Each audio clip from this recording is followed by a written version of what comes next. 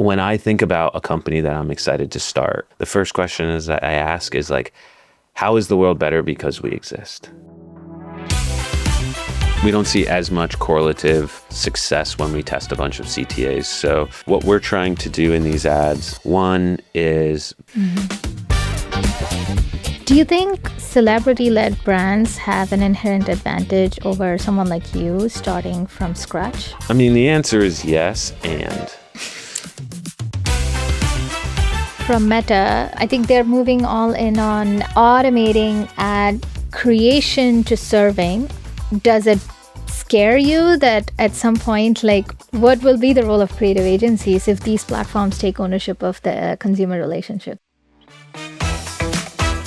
What's like that one overrated metric today that makes you cringe every time somebody mentions they're optimizing for? I think. I think I've seen on TikTok where I think Thesis used to have like these street interviews of people. It's kind of crazy because today that is a very popular format for AI cloned avatars to replicate. Totally. What do you think of that? I love it. You do? So Mr. Beast had this chocolate brand. They were really having a really hard time on the retention side. No matter how popular and how much they loved the creator and how many times they bought the first time, didn't matter. If you couldn't get people to buy it the second, third, fourth time, and that's all just based on how yummy it was. What's your mantra to stay creative?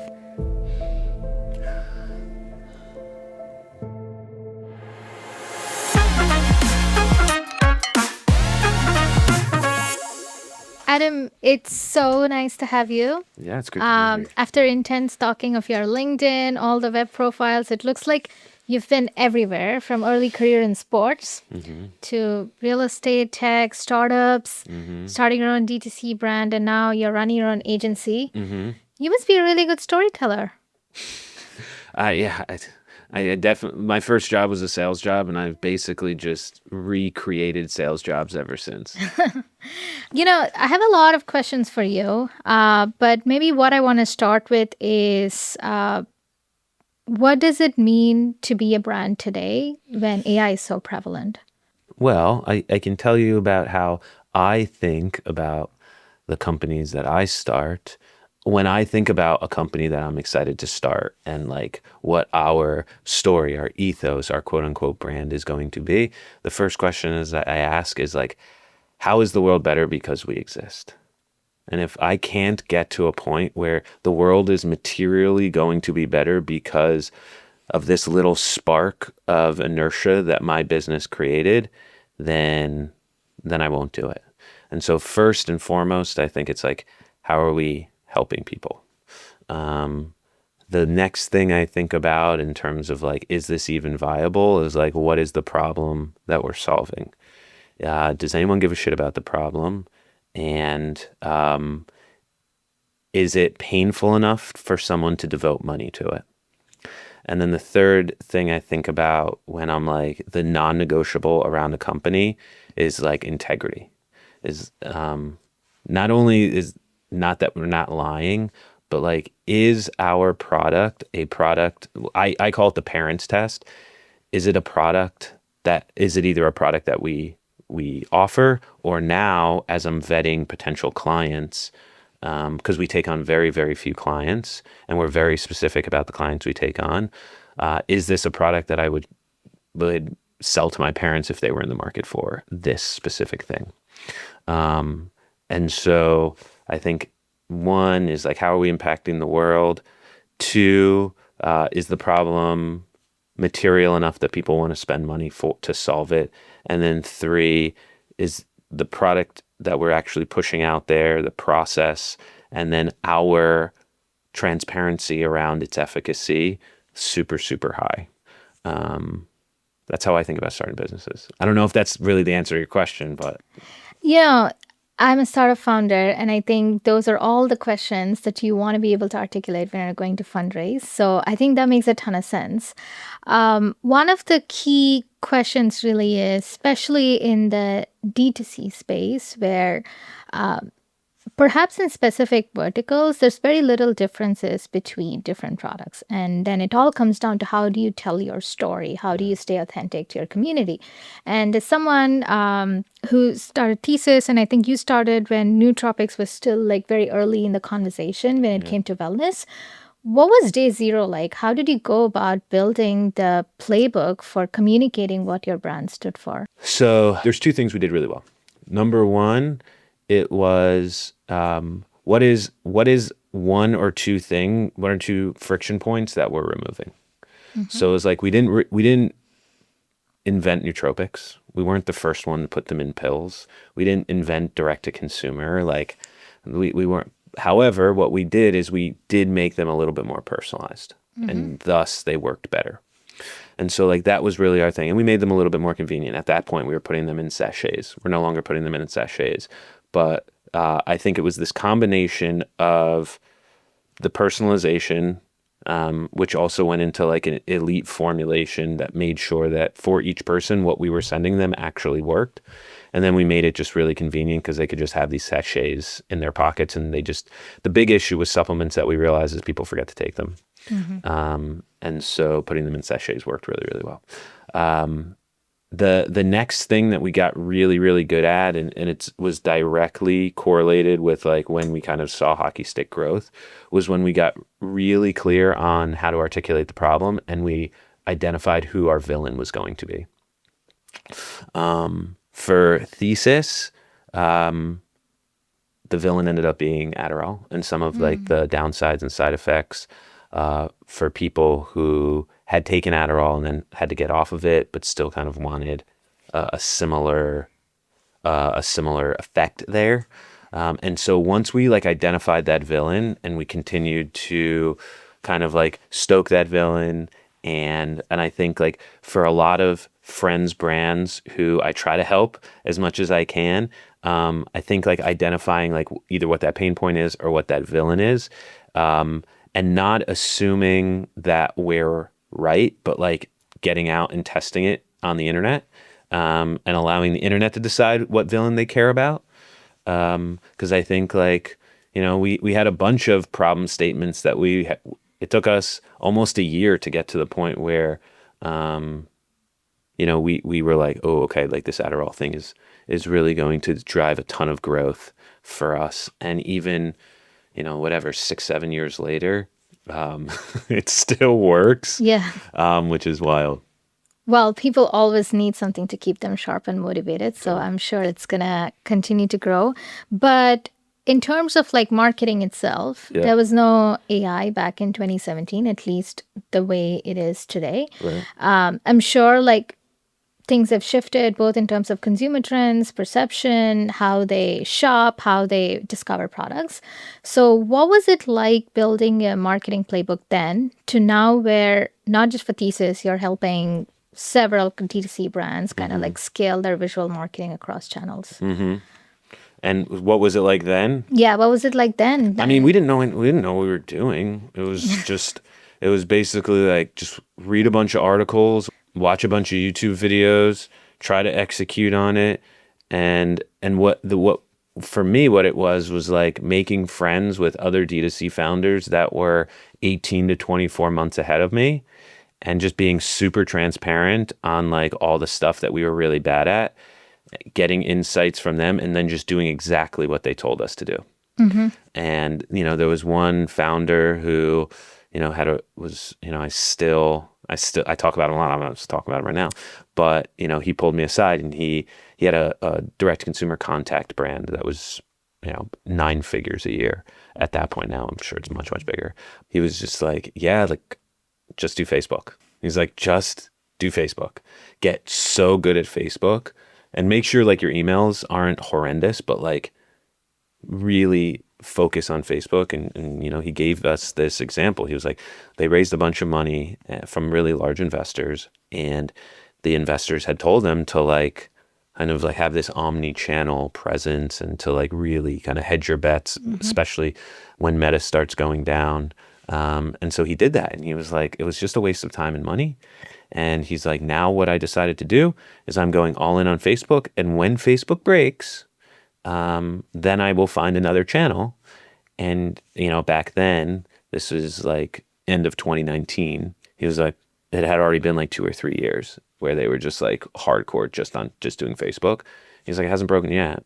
And so like I went back to the office that day and spoke to my co-founder, and I was like, I think we just go all in on Facebook, and just become savage Facebook people. And at that point, there was still a lot more arbitrage on the ad buying side of Facebook. So we had to learn the technical ad buying side. Now, all of the arbitrage on Facebook is on the creative side, and a lot of the media buying, there still are smart media buyers out there who can squeeze a little bit more value by, some advanced media buying tricks. That's way over my head. I'm not a media buyer, but on the creative side, that's where all the arbitrage is. And what kind of strategies did you adopt, like let's say on day zero when it came to the creative playbook? And I guess you also worked with a lot of influencers, like UGC folks. How did they kind of like shape the brand into what it is today? Yeah, I mean, it all came from UGC creators. So basically what I did, I think the one thing that I did have at that point is I had a bunch of friends who were really great content creators and very influential. And so I just started sending, dozens and dozens and dozens of friends the product, and we observed how they spoke about it. And a bunch of them were willing to make content for us, and we would just take the raw content. And we worked with, I found like a freelance editor who had done a bunch of ad stuff, and so kind of like understood the fundamentals of how to make direct response ads, which at that point I had no idea how to do. And then we just tested all of this creator content. That's how we found our villain. That's how we found our value props. That's how we found what people actually care about. It, like the underlying fundamentals. And now there's been, dozens and dozens of really smart people behind the Thesis brand that has like made it. But those early days, all of the terminology, all of the copy, all of the value props, all of the problem evangelism, it was coming directly from what creators were authentically saying after they took the product. Yeah. And then I just basically took a bunch of those insights, and then I started making founder content. And then once I started getting in front of the camera and making founder content, that's when we were able to like really, really scale spend on Facebook. So I guess like founder-led sales, that's definitely big in the tech side of the world where I come from. I'm sure in DTC as well. Do you think celebrity-led brands have an inherent advantage over someone like you starting from scratch? I mean, the answer is yes, and I think it depends on what the brand is. It depends on how much the celebrity gives a shit. It depends on how invested they are, because I think we can all tell, and how much like credibility and like what that thing is. Like, I would definitely be open to like starting a celebrity brand, like as like the business guy behind a celebrity, because I think depending if it ends up being like a health and wellness brand or some type of D2C brand that requires a high level of credibility, ensuring that celebrity can embody a credible source, I think is really important. But yeah, I mean, listen, I think a lot about like all the Kardashian brands, and, some of them work really well and some of them fail. Yeah. And, they started a lot of them, which I think was a really good strategy. So yeah, I mean, if the answer is like, do celebrity brands have an advantage? Absolutely. Is it sustainable forever? I think not. Yeah. I think they'll always get a bit of traction up front just because of the natural curiosity. But as we know in D2C, it doesn't matter how many times you can sell it one time. It only matters Who's going to buy it a second time and a third time and a fourth time? Because we're all basically losing money on first purchase. Yeah, I guess something that just came to my mind because I think I've seen on TikTok where I think Thesis used to have like these street interviews of people.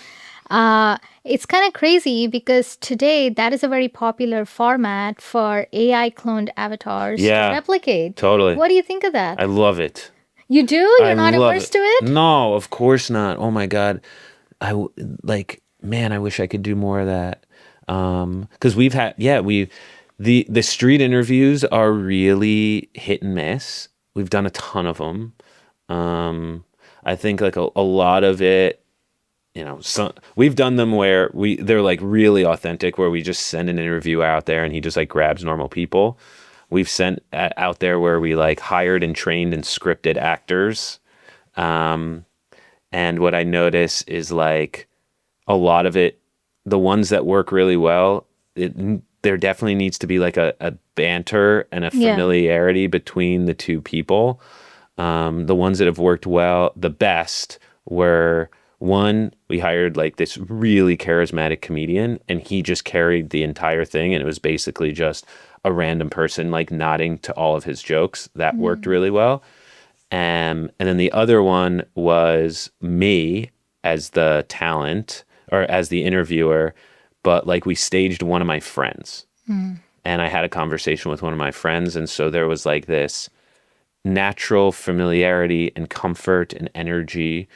And yeah, like I would love to test, now we know what copy works. I'd love to test 100 different locations. Like what if I could create a street interview in Austin, Texas and just run it to Austin, and in Miami and just run it to Miami, and in LA and just run it to LA. Even like geolocated where I like do something on the west side and just run it to people on the west side and do something in Silver Lake and but I could do that instantaneously on AI. That seems really cool. And then I can just like test all of these different personas, old, young, different genders, different ethnicities, different levels of like weirdness and peculiarness. And like that's like a perfect thing for AI. The struggle that we have seen is continuous characters. Yeah. Being able to do continuous characters. I think where... So you mean consistency in characters? Consistency characters. Yeah, consistent characters. The solution is we've been doing like these 4 to 8 second sound bites in VO, where it's like, it kind of feels like a compilation of a bunch of different things. Yeah. And we just have the creators, or we have the AI creators just saying lines that we know convert from other ad creative. Yeah. But yeah, like that's a great idea. I'm going to do that today. Note to self. No, it's great to hear that because I think the promise of AI is to be able to give the power of creating different things to test. It's not about coming up with that one winning formula. It gives you the technology to design anything, bring that idea to life, see if it works. If not, move on, because the shelf life of content today is like very, very short. I guess, what do you say to people who say, oh, that's not authentic. Okay, this is not like a brand that is trying to bring you the most authentic stories from people. This is fake. Like, what would you say to like those pessimists? I don't know if pessimists are right. I respect your opinion. And I think it's up to individual brands. I think you'll always have brands that are where their North Star is to make someone feel something. That's more like brand marketing. And then you'll always have brands that are more focused on making someone do something. That's like performance and growth marketing. Yeah. And so I generally, the way that my brain works is on the performance and growth marketing side. So I'm like a spend $1, make $2 type guy. I'm a don't break the law, don't lie to people, but my job is to convert and to sell and to perform. And so the way I'm looking at AI incredibly optimistically, I think it's going to unlock, it's going to augment the creatives that I have working for me. It's going to allow them to, my goal is that 1 year from now, I can build AI tools around everyone in my company to 100x their output, 100x. So if If they right now can produce one video a week, I want them to be able to produce 100 videos per week Yeah. within 12 months using AI. I don't want to fire anyone. I don't want to replace anyone. I think that there's always going to have to be humans in the loop. I notice it now. I'm using it a lot for copywriting. I'm using it a lot for brief writing. I'm using it a lot for idea generation. And it's never fully there. Like I'm having it get me started. Yeah. I want the copywriters to just have like a deep sense of understanding of the plight in life that our end user is going through. And so we're there to understand what they're up against and to present our products in a way that make it simple, easy, safe, fast for them to solve problems. Yeah. There's another cool idea that our customers do with our AI models is there are pages and pages of reviews for many of these DTC products, and they're all faceless people. And you can bring those reviews to life because those stories are never going to be told on screen. So that's a really cool use case for you to consider as well. Wow. That's genius. So you basically just take comments. Yeah.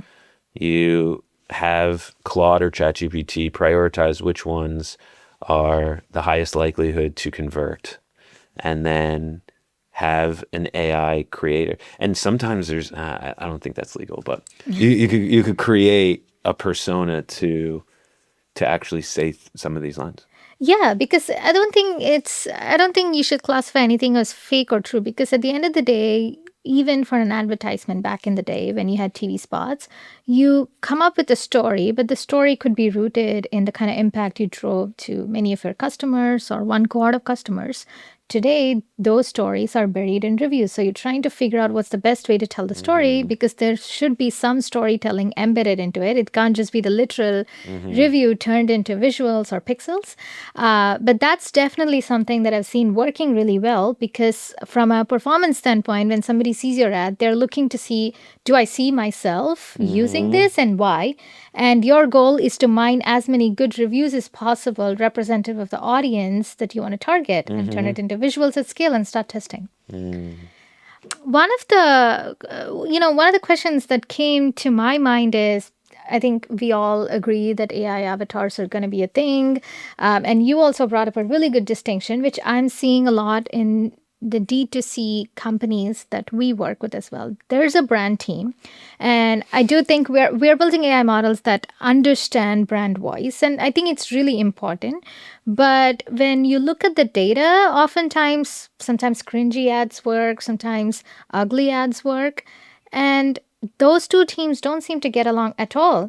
What can we do about it? How do you get those teams to work together? Should they work together? Or what should a successful performance marketing team look like? Yeah.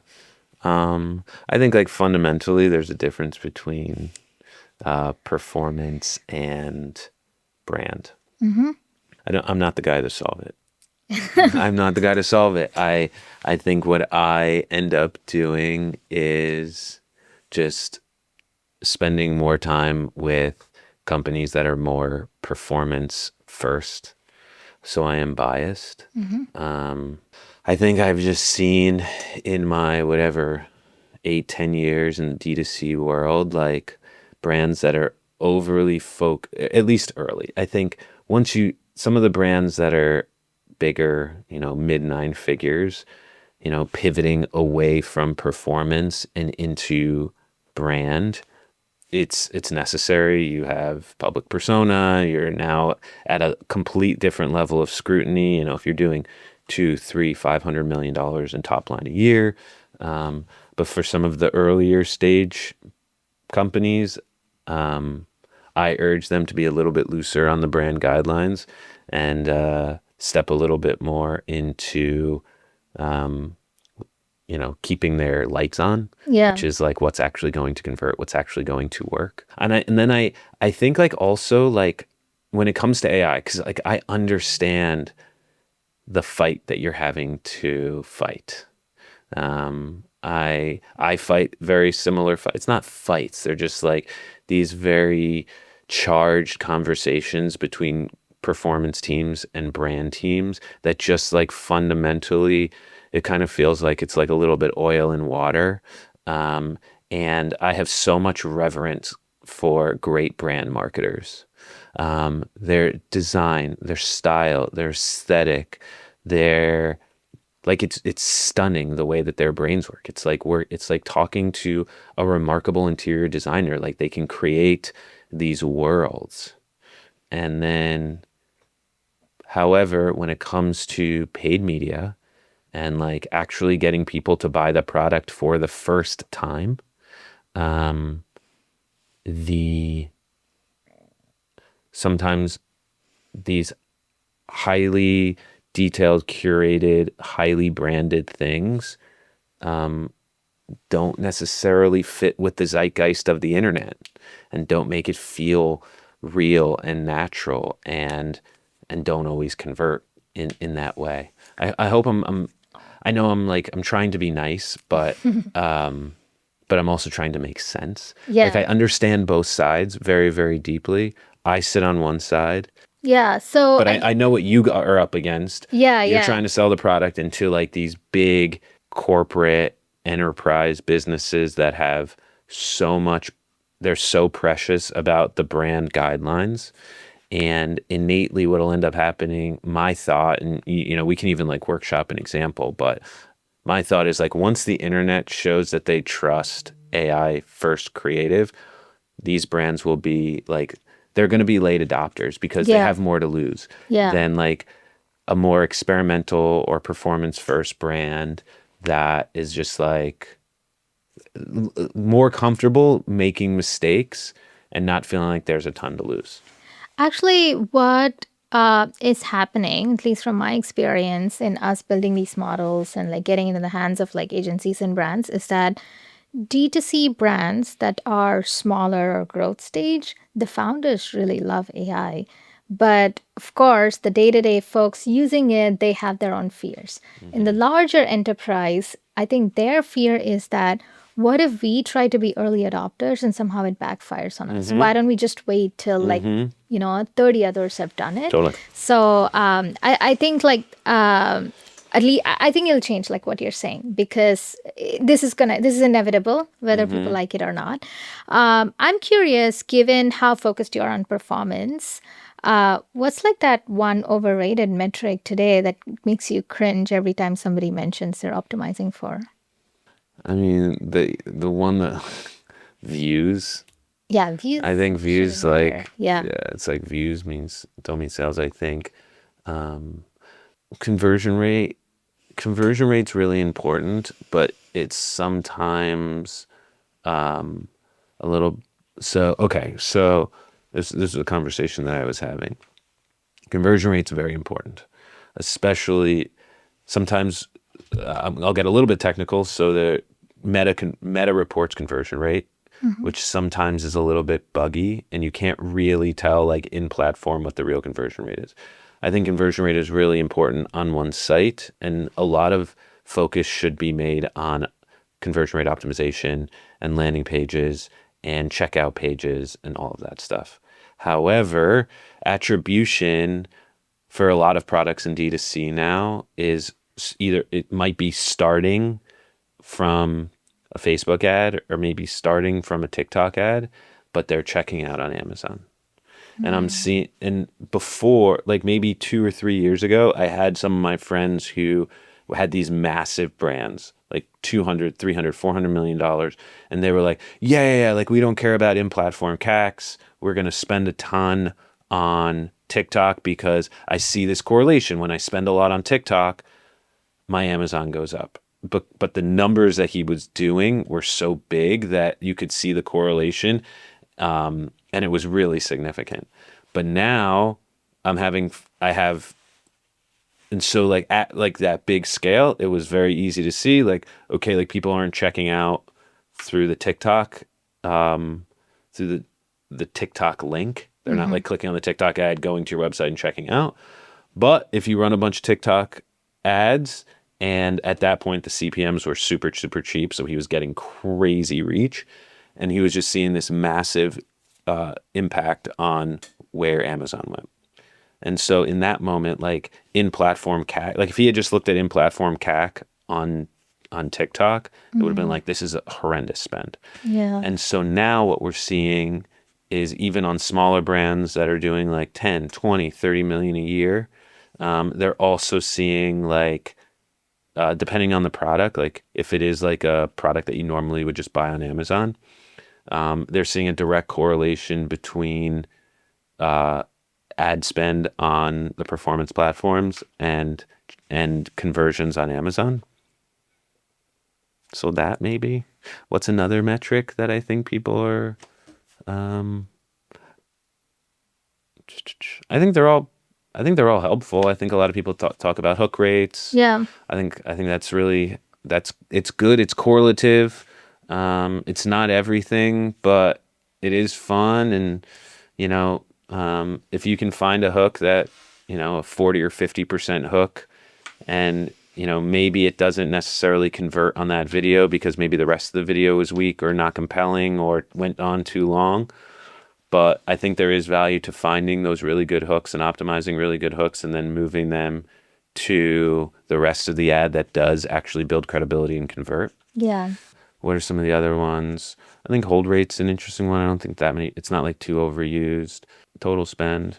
I think like I think in startup world, like we still kind of have this propensity of bragging about how many employees we have as like a metric to show how successful we are, which I did and kind of still do as like, oh, I'm doing good. Like, look at how many employees I have, which I need to definitely stop because it's actually not a proxy for success. Yeah. Actually, some of my friends who are doing the best have just like vastly reduced headcount and then augmented a lot of their team with AI or Yeah. Yeah.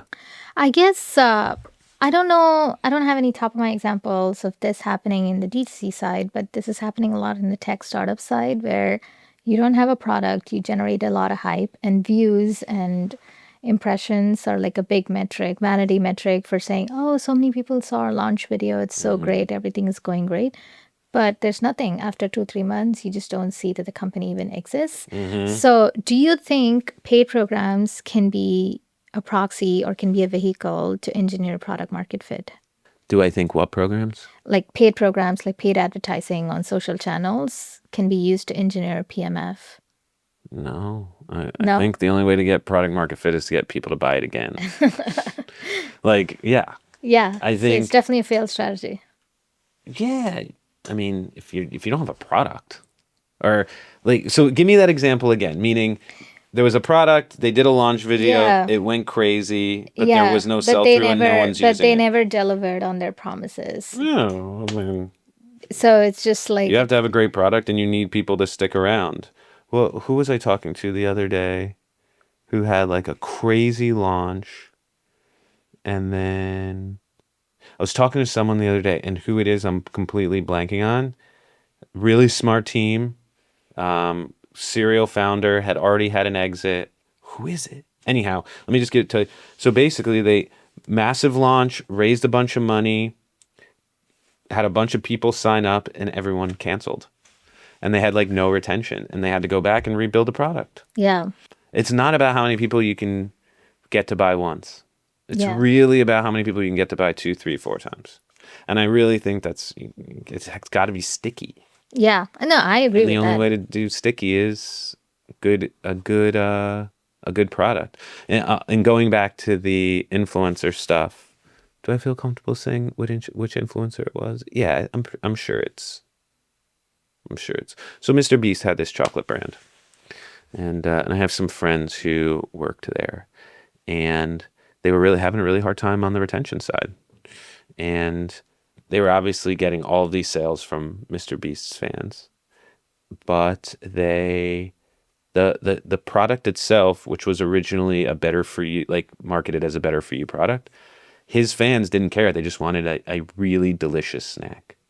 And so what they found was that no matter how popular and how much they loved the creator and how many times they bought the first time, didn't matter if you couldn't get people to buy it the second, third, fourth time, and that's all just based on how yummy it was. So they went back and formulated and brought in really great people and retention skyrocketed. Once they had like a really great product, And they realized like people, those users like didn't care about how healthy it was. They just wanted something delicious. So yeah. Yeah, I guess understanding your audience is the first step for success. Something you mentioned before, like, people analyze hook rates. It's somewhat correlational to your success. I hear about this a lot. Like, you want to test different hooks. Obviously, creatives take a ton of time to build as well. So, what's kind of like your playbook for, generating these variations, testing? Maybe walk me through what should a brand, let's say under 25 million revenue or just starting on day zero, build versus a brand that's in like growth stage, try to build when it comes to the creative playbook to test out and know what's the winning formula. Totally. Okay, so the way that we think about it is obviously hook, body, CTA. We don't see as much correlative success when we test a bunch of CTAs. So what we're trying to do in these ads, we work with a lot of health and wellness brands, and so the North Star is credibility. And there's a bunch of ways that we figured out we can build credibility. One is by a familiar face. So that's like a celebrity personality. Two is by putting someone in the ad that has letters behind their names. So that's like a doctor, an ND, like dentist, chiropractor, like nutritionist, like even for some of our fashion companies, like bringing in like a stylist or a men's like fashion blogger or something along those lines, but like a level of credibility to deliver that message. And then the third way you can build credibility is through problem evangelism. So there's this theory called the theory of problem evangelism, which we use a lot, which is a cognitive bias in the minds of people specifically in the West, where when they see someone articulate their biggest issue or problem in life, they automatically become highest qualified to solve the problem. And it's just something that clicks in the back of your mind. And, mainstream media has been using this for hundreds of years. If you look at, New York Times articles, the first two paragraphs are just talking about how bad everything is, because like what the journalist is a master at is building context and credibility. And they do that by articulating what's wrong, so that in the mind of the viewer, in this case on Facebook or TikTok, they'll look and be like, wow, if that person can articulate my issue so concisely and authentically, they must have already done all the research needed to find the best possible solution. And so we leverage problem evangelism a lot. On the hook side, there's so many seasons of hooks, like what's working, what hook templates there are. There's literally hundreds and hundreds and hundreds of hook templates on like what can be said. There's wonderful videos on YouTube from creators like Dara Denny that are just kind of like breaking down all the hooks that work really well. Like these playbooks are out there and they're free and it's really there. I have found that Claude is really good at writing hooks. Yeah. And so what we'll do is we'll take a bunch of hooks that work, and then like or a bunch of elements that work. Like for example, we found that if we just mention the word doctor in a hook, it works better for certain brands. And so we could say, my doctor prescribed me this medication and didn't give me all the right information, or something along those lines. You have no idea. You won't believe what my doctor just told me about this issue. And so what we're able to do is test a bunch of hooks where it has a keyword in it and a bunch of hooks where it doesn't, and just see how they perform.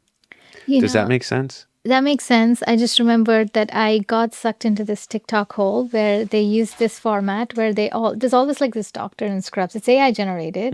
And there's this uncanny valley. You feel like, I don't know if it's true, but I'll keep watching. And they always say, I've been a plastic surgeon for like 10 years and nobody believes this when I say this. And every video is that. And they have like 300K following or something. They're just selling some kind of like a gummies, wellness gummies or something Yep. like that. So that definitely works. And I feel like people just want to watch it just to know what it is. Totally. And then I'm sure like 10 to 12% are going to be like, okay, this seems interesting. I'll try it out. Totally.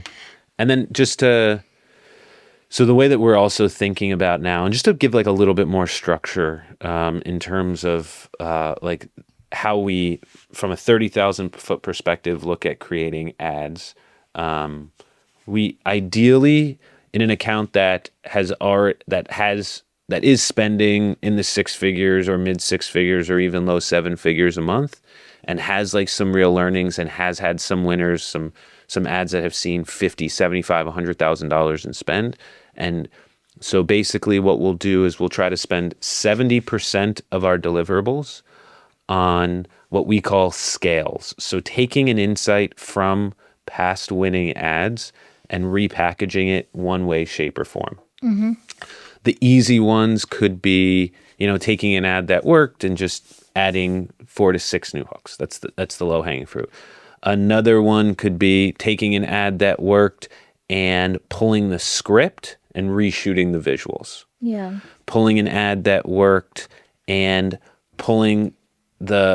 rewriting the script, but from a completely different persona. So if the script for the winning ad was read by a 45-year-old man, like what would a 35-year-old mom sound like hitting all of those same points, and then run it that way.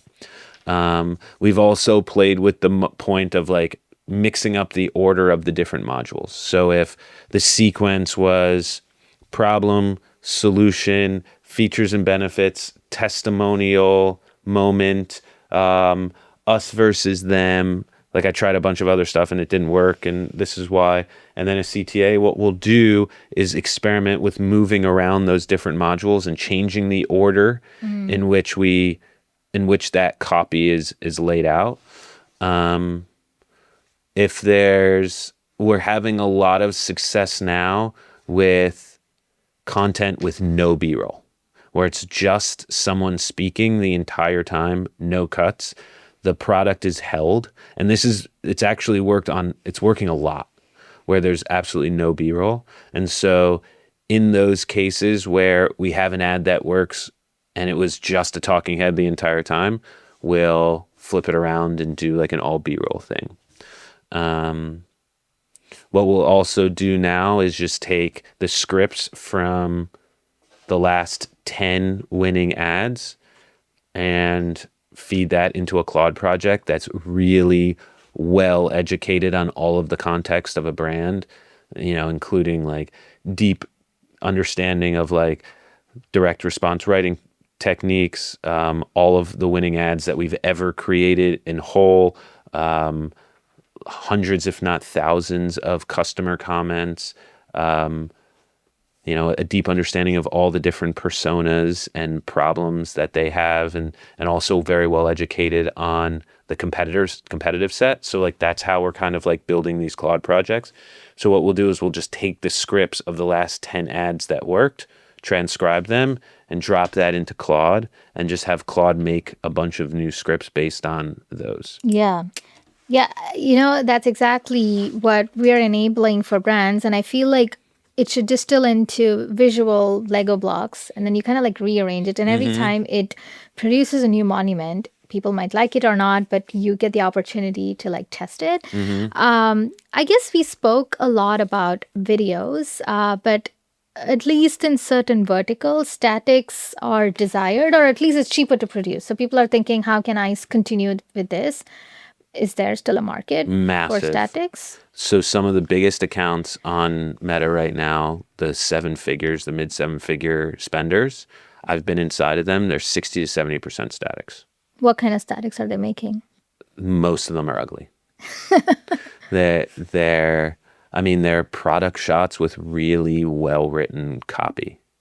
There's definitely some AI stuff that's working. I think that there's definitely, like, especially now, like, that you can put product images in and AI can design around the product images. Like it kind of looks like a nice studio shot, or it looks like a product shot that just got that just got photoshopped, but it's actually AI. I like, and it doesn't always work, I like how AI can create these highly emotional photos. What do you mean by that? Okay, so it's like, if obviously I love evangelizing problems.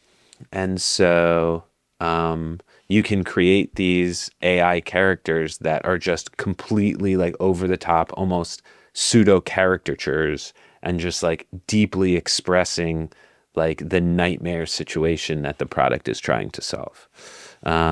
You can have the photo of the woman looking into the mirror and her hair is everywhere and she has blemishes all over her face and she's just so distraught, which, you could hire an edit, to actually be able to get a real photo of that from a real woman, hire a real actress, get makeup and hair and studio and lighting and all of that stuff. And honestly, at the end of the day, like, I've seen the data, and as cheesy as that photo sounds, like, it works. It works on YouTube because those thumbnails all look kind of crazy. Totally. Yeah. Totally. Like, it works. Not every brand wants to do it because it's a little over the top, and we do get kind of like, we can't do this.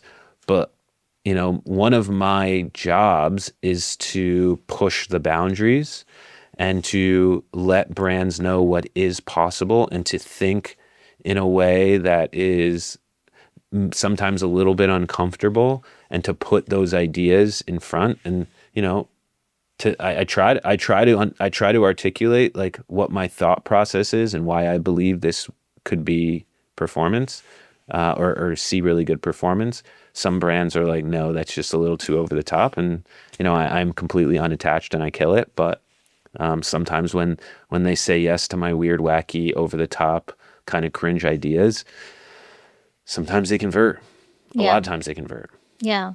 I guess like you are really deep into the AI stack. Am I? I feel like I'm just a kindergartner. I'm so insecure. Especially for someone who is really deep in the creative agency Yeah, side. I'm like not technical at all.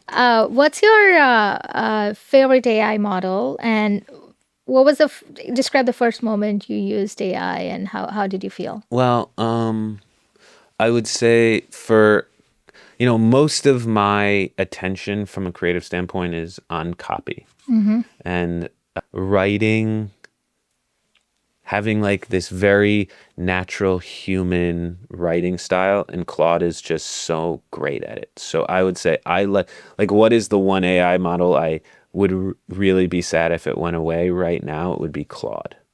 Yeah. But I use ChatGPT not for business as much, but like as my like personal assistant. Yeah. So I am talking to ChatGPT way more often.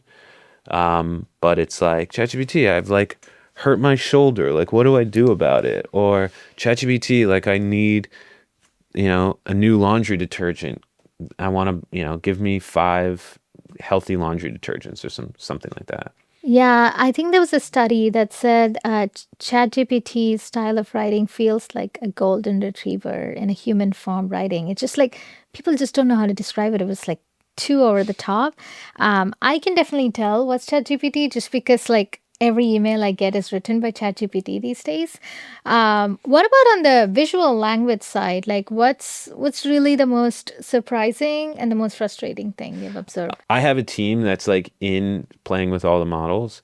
So I think right now the last few pieces that have come out, we've used VO. Yeah, VO is pretty 3, good. 4. They're okay. We'll see how they perform. Yeah. I also like Higgsfield. I think it's kind of cool. I want to that like if you were like, hey, you need to spend 10 hours next week making AI videos, but like you can't delegate it to an editor, like what are you using? I would probably spend all 10 hours in Higgsfield as of right now. What about? But I also don't know your tool that Yeah, I'm gonna talk all about it after. But what about the legacy tools? Like, what's the traditional stack like today? What we had been doing was Midjourney to Runway. Okay. So so this is maybe whatever, October, September of last year. And our first kind of foray into AI filmmaking was B-roll. So we were like, okay, how can we use AI to make new B-roll, and it would, and then also for hook visuals. So it would just start out as like, what is the thing that we need? Let's create. We would use ChatGPT to make like a really good prompt to get to create a photo of what we wanted, and then we would make that photo in Midjourney. And then we would take that photo, we would move it to Runway, and we would have Runway animate it. That was like the original kind of quote unquote like B-roll stack, and then we would take that 4-second piece of B-roll and we would move it over to whatever the editor was editing on, and just kind Got of it. insert that into, generally a video that was mostly UGC, a human shot. We shot on location or in a studio, as a way to kind of like upgrade it. Yeah, it was like very B-rolly. What about, I don't know if you saw the earnings call from Meta. I think they're moving all in on automating ad creation to serving. I have my own opinions on like where they're going to go because they've not been able to drive much traction on the creative design part on their ads manager. But definitely the will is there in the company to put all their money behind like making sure everything is AI generated. As someone who is running a creative agency today, does it scare you that at some point, like, what will be the role of creative agencies if these platforms take ownership of the consumer relationships? Yeah, so I think, the reason I start any business is because it's in deep service to the world. And it makes people who I love's life easier. And so like when I first saw that report from Zuck, I was like, okay, like maybe we're not needed anymore. And now I've got a whole company of, I hope, ultra talented people, and we'll just pivot and do something else. We'll start a product, or we'll figure out another part of the growth stack that we really like, or I don't know, like it really didn't emotionally affect me. And then my internal kind of dialogue was like, yeah, like Zuck's going to take my job soon. And let's think about what's going next. And I had a dear friend who I've known for like 10, 15 years, who's a remarkable entrepreneur and tech founder. And I was in New York and having breakfast with him. And after the breakfast, he like called me up. And at the breakfast, in front of like a bunch of my other founder friends, I was like, yeah, like Zuck's going to take my job. And he like called me up afterward, and he's like, I think you are so wrong. He's like, there's no sign that there's not going to need to be humans in the loop to keeping this like deep storytelling. I think at the end of the day, it's also up to the people who are clicking and buying. And if they can build ads that get people to convert, wonderful. There'll always still need to be someone in the loop, because there's tens of thousands, if not hundreds of thousands of brands that are spending on Meta and spending on TikTok. And not every founder wants to do it himself, right? They're always going to need someone to do some part of it. So I definitely rethought. There's always going to need to be human in the loop, I believe, as of right now.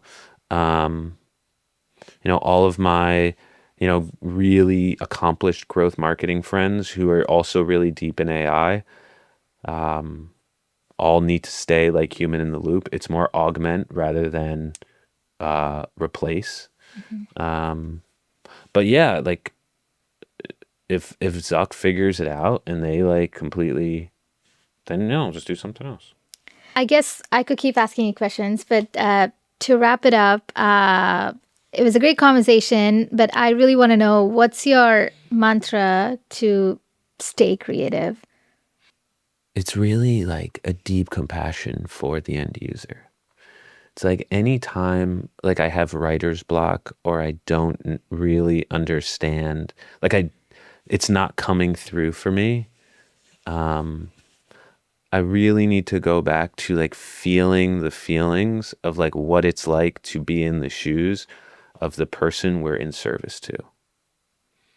And like, what are their issues, and what are their anxieties, and and like, if I can get myself to this like state of consciousness in which I am embodying and truly feeling the anxieties and plights and nervous tics and fears and existential dreads of the human that we're trying to speak to. With that kind of like, I'll then know what needs to be said, how it needs to be said, how concise it needs to be said, who it needs to come from in order to build and gain. So there are moments where I'm just like everything off, cell phone down for like a day or two, while I just like go and like feel the human that I want to speak to deeply. And I it's probably not a really transferable because I'm a bit woo, like I'm able to get there, and it may not be like this highly transferable, highly teachable process, but that's what I do right now. I think that yeah, sorry if that's not really, that's what That's I your do. mantra. That's That's what I what I asked. do. Yeah, yeah. I don't know how many people would really vibe with that though. It was such a great conversation. I'm sure there should be a part 2 because there's so many more things to talk about. But thank you so much for taking the time. Yeah, of course. I'm Yeah. glad I was here. Yeah, thank you.